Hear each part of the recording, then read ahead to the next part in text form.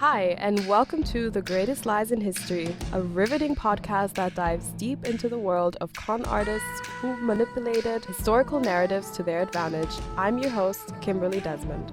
And I'm your co-host, Patrick Pichler. We are two history students from Vienna with a love for all things that deal with historical scandals and controversy. Each episode of this podcast unpacks the integrated schemes, the psychology behind deception, and the consequences of these fabrications on our understanding of history. It explores how lies can shape societies, influence politics, and even alter the course of history itself. In this episode, we'll be delving into a story that combines revolution, royal intrigue, heartbreak, mystery, and decades of speculation. That's right. We're going to be investigating what many consider one of the greatest lies in history. The myth that Anastasia Romanova, the youngest daughter of the Tsar Nicholas II of Russia, somehow escaped the tragic fate that befell her family in 1918. The notion that Anastasia survived her family's execution has captivated the public imagination for over a century. Films, plays, novels, and news reports have all played a role in perpetuating this myth. Many women, from Anna Anderson to lesser-known figures, have come forward insisting that they were indeed the real Anastasia. Yet despite modern forensic evidence and decades of research, the idea of a surviving Grand Duchess continues to captivate us all in some way. In today's podcast, we'll explore the broader historical context of the Romanov dynasty, the turmoil of the Russian Revolution, and the family's final days in Yekaterinburg. We'll also examine how rumors of survival began, spotlighting Anna Anderson and other imposters, and then delve into the forensic investigations that appear to give us a clear answer. Finally, we'll look at why the myth remains so persistent to that day and what it reveals about our collective desire for hope amid tragedy. So let's begin by traveling back in time. We'll set the stage with a summary of early 20th century Russia, the Romanov dynasty struggles, and the political climate that brought down Nicholas II.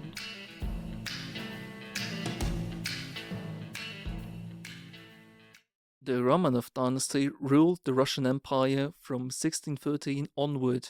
That's over 3 centuries of a single family at the helm of one of the largest empires that ever existed in the history of our planet. By the early 1900s, Russia was the largest empire with unified territory in the entire world. However, deep social and economic disparities plagued the empire. Revolutionary sentiment was on the rise, fueled by working-class discontent and emerging socialist ideologies. Nicholas II took the throne in 1894. He's often described as a conservative, somewhat hesitant leader, married to Alexandra Feodorovna, a granddaughter of Britain's Queen Victoria. Their marriage was devoted on a personal level, but Alexandra's close ties with the mystic Rasputin and her intense spirituality stirred a lot of controversy. Meanwhile, the Tsarist Empire stumbled into conflicts that weakened its resources and morale. Russo-Japanese War, for instance, it lasted from 1904 to 1905, ended in a catastrophic military defeat for Russia, casting doubt on its military might. Then, the First World War dealt further blows to the crumbling empire, with vast casualties and resource shortages. Amid this devastation, public unrest boiled over. By 1917, the February Revolution forced Nicholas II to abdicate. A provisional government briefly took over, but the Bolsheviks' October Revolution overturned that regime, paving the way for Lenin's leadership and the establishment of a socialist state. In the murderous turmoil of this chaos, the Romanov family found themselves under house arrest. Initially, it wasn't clear whether they would be exiled, executed, or used as bargaining chips. As we'll see, these uncertainties set the stage for the rumors that took hold after the deaths. But let's have a look who was part of the family. Nicholas II and Alexandra had 5 children, 4 daughters, Olga, Tatiana, Maria, Anastasia, and a son, whose name was Alexei, who was also the heir to the throne. Anastasia was born in June 1901 and was the youngest daughter. She is often described as lively, mischievous, and witty, always ready with a joke or a prank. The family's letters and diaries reveal a teenage girl brimming with energy who entertained her siblings and staff with comedic sketches. Though they lived in imperial luxury, the children were also exposed to a certain discipline. They slept on camp beds, took cold showers, and spent time sewing and embroidering for charity.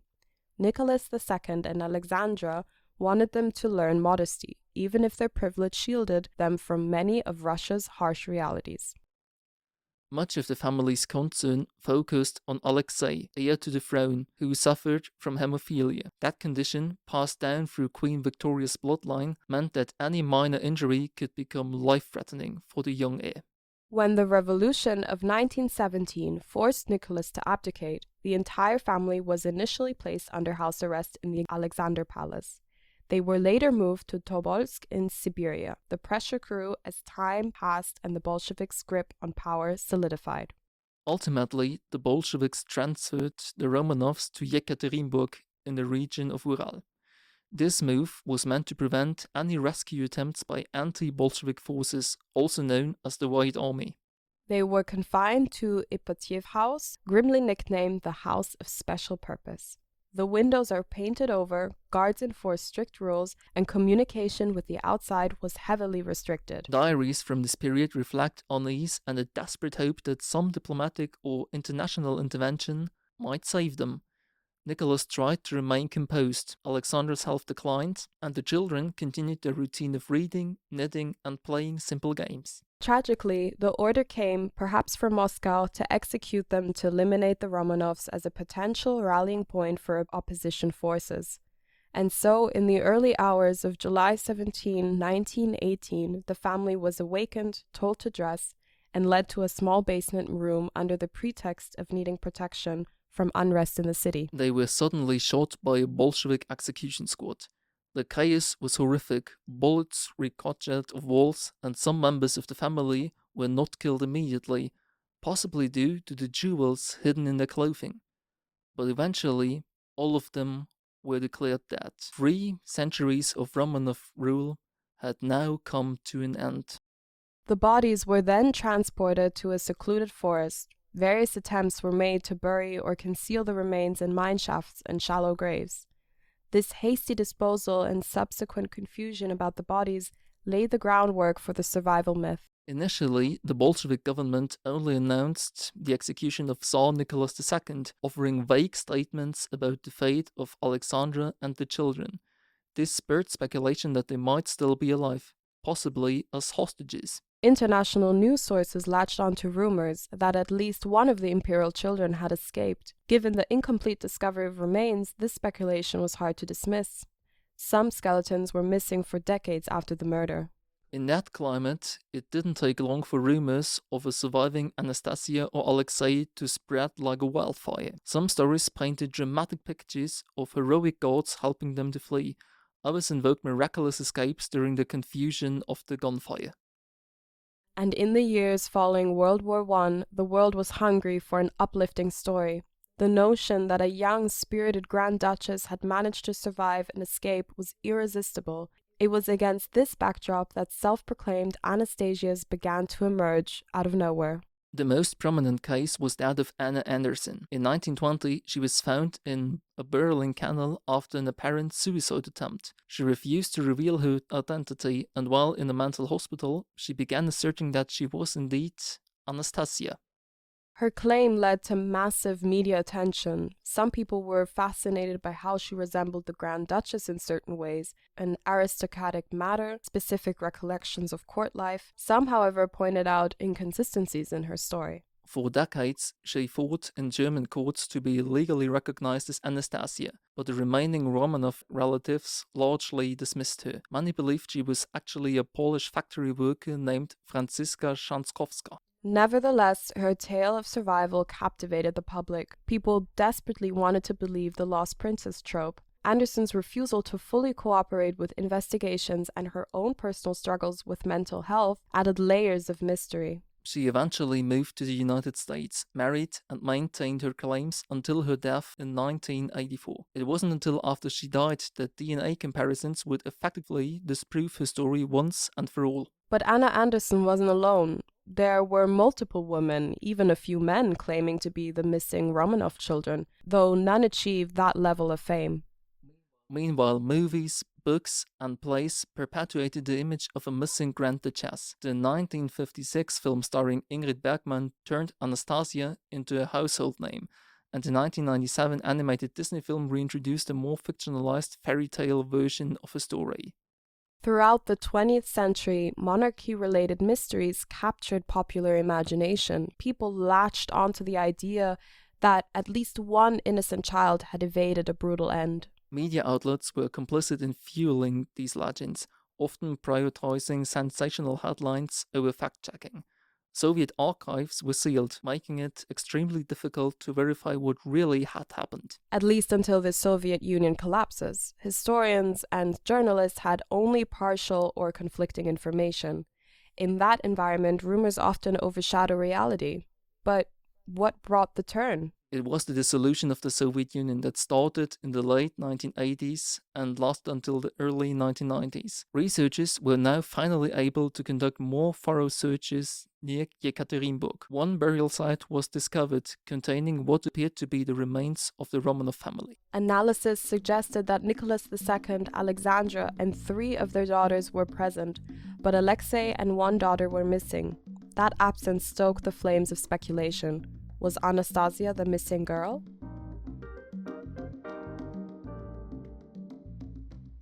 To confirm the identities, scientists used mitochondrial DNA, comparing samples from the remains with living relatives of the Tsarina, such as Prince Philip. By the early 1990s, results indicated a strong match for 5 of the Romanovs. Still, the missing bodies continued to provide an opening for rumors. Then, finally, in 2007, a second gravesite was found not far away, containing the remains of Alexei and 1 sister. Could this be Anastasia? Subsequent DNA testing confirmed the identities, thereby completing the family.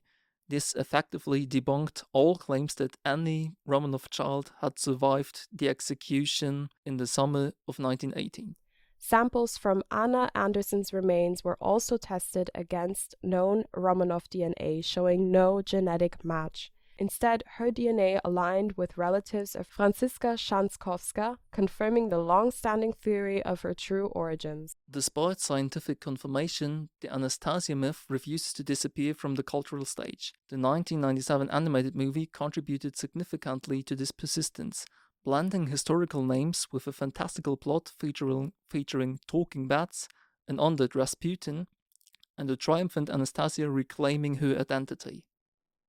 Such portrayals tap into our love of lost princess stories. Youth, innocence, and a hope in the face of despair belong to the powerful themes that resonate across cultures. But there's also a psychological component to that matter. People often want to believe in the glimmer of hope emerging from a dramatic tragedy. The Romanov execution was so brutal that it's understandable many prefer the narrative in which at least one single family member survived.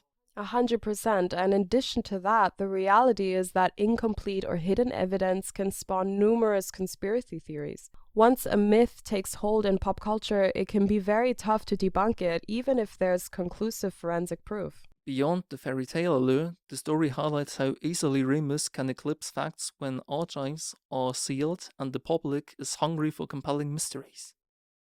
One of the most intriguing facets of this tale is not just the claims that Anastasia survived, but why so many people across generations wanted to believe it.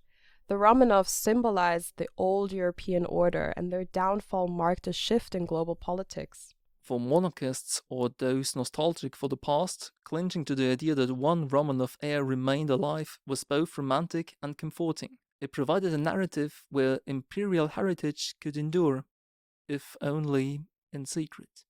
And of course, sensational journalism played a role too. A headline shouting, "The missing princess found," sells far better than a quiet conclusion that an entire family met a grim fate. Media outlets capitalized on the public's fascination to boost sales. Also, on a more human level, people like to have happy endings. The notion of a brutal massacre is harrowing, but the surviving daughter offers an element of redemption. It's a trope repeated throughout folklore and history. And Anna Anderson's long-running legal battle kept these questions alive for decades. Even after the courts refused to recognize her as Anastasia, the headlines and debates continue. There was still hope. By the time DNA evidence emerged, the myth was deeply embedded in popular consciousness. It's essential to note that not every person claiming to be a Romanov relative was necessarily a manipulative hoaxer. Some may have truly believed they were Anastasia, possibly due to mental health factors, emotional distress, or even false memories. I guess you could say that ultimately this phenomenon highlights how myths can flourish when truth is obscured, emotionally charged and amplified by media and cultural longing. Despite modern science, the romanticism of a hidden princess endures. So, if the evidence clearly shows that Anastasia did not survive the shooting or execution of a family in 1918, why does the legend persist to that day? Well, partly because it resonates with timeless storytelling tropes: the lost heir, the fall of an empire, and the hope that innocence might be spared. So the perfect fairy tale. This story also exemplifies how conspiracies grow out of partial facts and fill the gap with speculation. Once embedded, such narratives can be incredibly resilient, even if the forensic proof is showing in the complete opposite direction. From a strictly historical standpoint, the consciousness is now clear. All the children died on that tragic night in July 1918. Nonetheless, the cultural footprint of Anastasia survived remains huge and likely will for many, many years to come. She's become more than just a historical figure. She's a cultural symbol, a reminder that sometimes we prefer legends to the reality.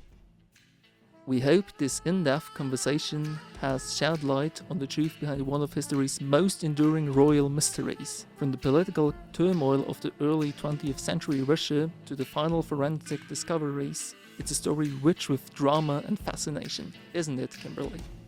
It certainly is, Patrick. We've seen how rumors, hope, and media attention shaped an epic narrative, one that overshadowed the grim facts of a family's execution. Even conclusive DNA findings haven't fully removed the myth from our collective imagination. So thank you for joining us on this journey through history, myth, and modern science. The tale of Anastasia Romanova reminds us that fact and fiction can intertwine, and sometimes we cling on illusions because they offer a kinder, more hopeful, and less depressing narrative than reality. Thank you very much for joining us, and until next time, where we will uncover another great line in history. Stay tuned.